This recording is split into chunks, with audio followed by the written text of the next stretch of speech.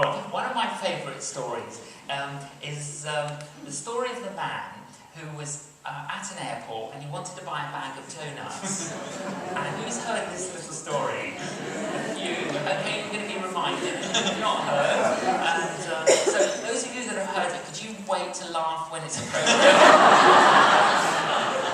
Just out of courtesy for those that have not heard it. And anyway, so this man buys a coffee, he buys a bag of very small donuts.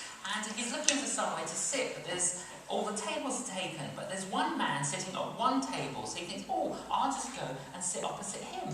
So he goes to the table, he puts his coffee down, he puts his bags down, he gets his coat off, he puts it around the chair, sits on the chair. Oh, great. Opens his coffee, has a sip. Picks up the bag of donuts, opens it, takes out a donut, starts eating the donut, puts the bag down. The man opposite stretches over, picks up the bag of donuts, takes out a donut, starts eating the donut, puts the bag down.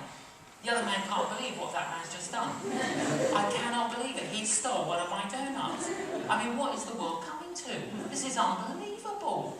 But he thought he'd better not say anything because, the guy might be a little bit violent and you don't know what would happen. So he picks up the bag of donuts, gets out another donut, starts eating the donut, but he moves the bag to the edge of the table next to his coffee, turns sideways, a bit of body language resistance, starts reading his paper. The man opposite stretches over and he picks up the bag of donuts, takes out the donut, starts eating it and smiles at the man as he puts the bag down.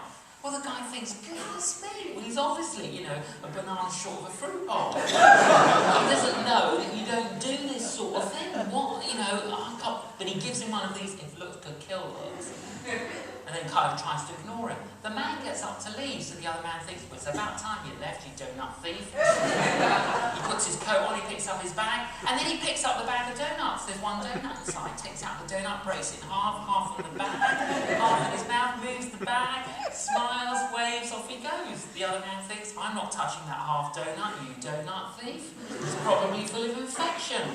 Looks at his watch, oh, it's time for me to go. Gets up, puts his coat on, bends down to pick up his bag, and sitting on top of his bag was his bag of donuts. And when I do tell that story in the context of a talk, I then say, God owns